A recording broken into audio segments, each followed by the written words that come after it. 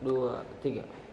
Ya, assalamualaikum warahmatullahi wabarakatuh. Kembali lagi pada mata pelajaran yang dibawakan oleh saya dalam mata pelajaran sejarah umum kelas 10.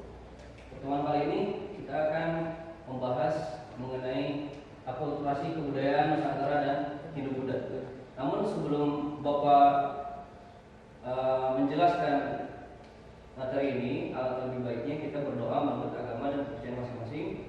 Dan tak lupa setelah berdoa nanti kalian mengisi daftar hadir yang pernah Bapak share di GCR maupun di grup WA. Langsung saja untuk materi kali ini. Tujuan pembelajarannya adalah menjelaskan pengertian akulturasi, asimilasi, dan kebudayaan, menyebutkan bidang-bidang hasil akulturasi kebudayaan Nusantara dan Hindu-Buddha. Yang ketiga, mengklasifikasi hasil-hasil kebudayaan Nusantara dan Hindu-Buddha. Pengertian akulturasi Bapak ambil dari pendapat Profesor Buncelonika. Akulturasi adalah proses sosial yang timbul ketika suatu kelompok manusia dengan suatu kebudayaan tertentu dihadapkan dengan unsur-unsur dari suatu kebudayaan asing dengan sedemikian rupa sehingga unsur dari kebudayaan asing tersebut lambat laun diterima dan diolah ke dalam kebudayaan sendiri tanpa menyebabkan hilangnya kepribadian budaya itu sendiri. Jadi bila dianalogikan, akulturasi itu ibarat kopi dan susu. Masih berasa kopinya, masih berasa susunya. Nah, akulturasi siapa dengan siapa dalam hal ini? Hal ini adalah Nusantara dan Hindu-Buddha. Hindu-Buddha itu dibawa oleh bangsa India. Jadi antara Nusantara dan India. Nusantaranya diibaratkan kopi dan Indianya diibaratkan susu. Jadi masih berasa budaya Indianya masih berasa, budaya Nusantaranya masih berasa. Berbeda dengan asimilasi. Kalau asimilasi, kalau dianalogikan itu ibarat kopi dan susu, namun menjadi minuman lain yang rasa jeruk misalkan, karena sudah tidak berasa lagi kebudayaan masing-masingnya, tidak berasa lagi. Bisa diartikan asimilasi ini pencampuran penggabungan dua unsur kebudayaan atau lebih yang menghasilkan kebudayaan baru dengan menghilangkan kebudayaan asal. Jadi berbeda dengan akulturasi tadi. Lantas pengertian budaya. Nah, tadi akulturasi sudah. Sekarang budaya. Apa itu budaya? Budaya beda dengan agama. Karena budaya itu adalah hasil dari karya sebuah manusia. Dalam bentuk bahasa, menurut bahasa, budaya diartikan dalam dua suku kata. Kata pertama itu budi, yang artinya merupakan akal, pikiran, ide, gagasan, watak seseorang. Dan suku kata yang kedua adalah daya. Daya merupakan upaya usaha yang dilakukan seseorang untuk melakukan sesuatu. Ini yang menyebabkan antara manusia berbeda dengan makhluk yang lain. Makanya manusia disebut makhluk yang berbudaya karena memiliki keinginan. Nah, dapat diartikan bahwa budaya merupakan akal pikir manusia yang terbentuknya watak seseorang bertujuan untuk memenuhi kebutuhan hidup. Jadi bagaimana cara kita untuk memenuhi kebutuhan hidup kita? Tidak terlepas dari akal yang kita punya dan usaha yang kita lakukan untuk memenuhi kebutuhan hidup tadi. Sementara kebutuhan hidup kita tadi, kalau kita berbudaya, jangan sampai kita menerobos atau melanggar nilai atau norma yang berlaku. Karena kalau kita menerobos atau melanggar nilai atau norma yang berlaku di dalam masyarakat, sama halnya kita belum atau tidak bisa dikatakan makhluk yang berbudaya. Lantas lebih lanjut, menurut Selok Sumartian dan Sujono Sukanto, budaya ternyata diartikan sebagai hasil cipta, karsa, dan karya masyarakat. Jadi budaya itu adalah hasil cipta, karsa, dan karya masyarakat. Apa itu cipta? Cipta menurut Selok Sumartian dan Sujono Sukanto diartikan sebagai ide atau gagasan seseorang berupa keinginan atau daya tadi.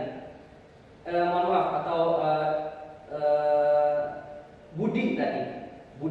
Budi artinya gagasan tadi. Yang kedua, karsa. Perasaan batinnya baik dan buruknya karena seseorang manusia memiliki perasaan mengenai hal-hal yang baik dan mengenai hal-hal yang buruk. Mempunyai perasaan itu berbeda dengan makhluk yang lain. Yang ketiga, karya adalah hasil dari cipta dan karsa yang diwujudkan yang dapat dirasa oleh indera. Karya, misalkan dulu belum ada laptop dan sebagainya, dulu belum ada gadget dan sebagainya.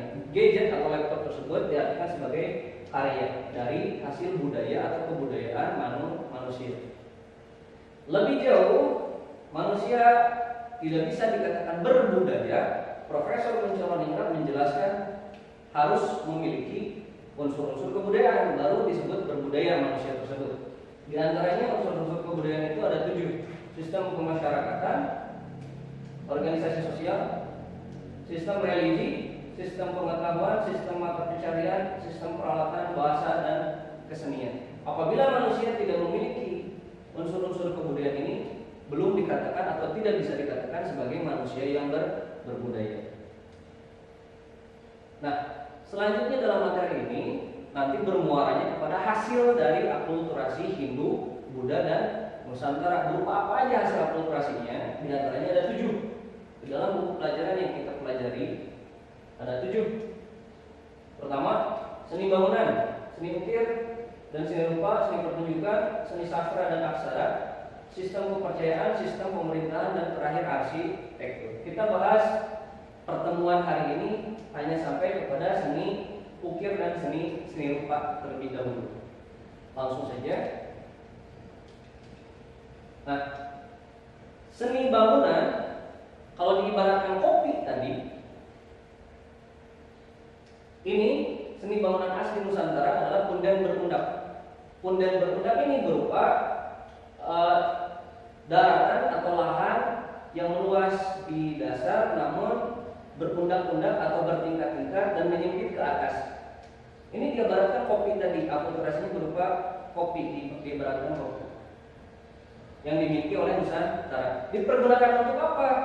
Punden berundak ini ternyata sebelum datangnya agama Hindu ke Nusantara atau agama-agama lain yang datang ke Nusantara pada abad ke-7 itu, belum dikenal agama. Dahulu kita mengenalnya sistem kepercayaan. Sistem kepercayaan yang dipergunakan untuk beribadah di punden berundak ini diantaranya adalah animisme, karena diyakini di punden berundak ini adalah tempat bersemayamnya roh-roh nenek moyang yang masih menjaga dan melindungi mereka pada waktu zaman sebelum agama masuk ke Nusantara.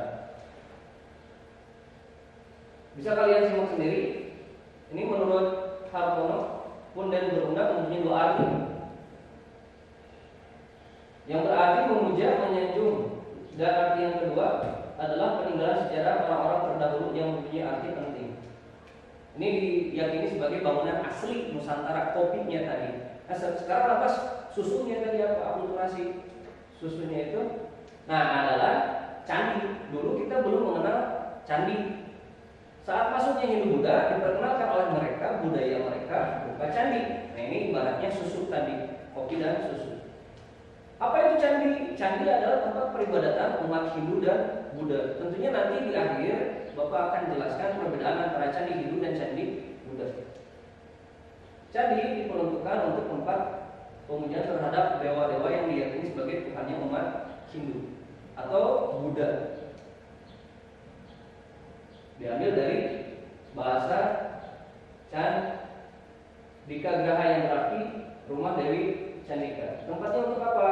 Candi merupakan bangunan tempat ibadah dari peninggalan masa lampau yang berasal dari agama Hindu dan Buddha. Tempat bukan hanya tempat ibadah saja, tetapi juga sebagai istana, sebagai pemandian, petirtaan, gapura, dan sebagainya. Lantas antara punden berundak dan candi tadi diakulturasikan menjadi apa? Nah, contohnya menjadi Candi Boko. Ini contoh dari sumber sejarah yang berada di tempat kita di Indonesia, Candi Boko. Ini contoh Candi Boko.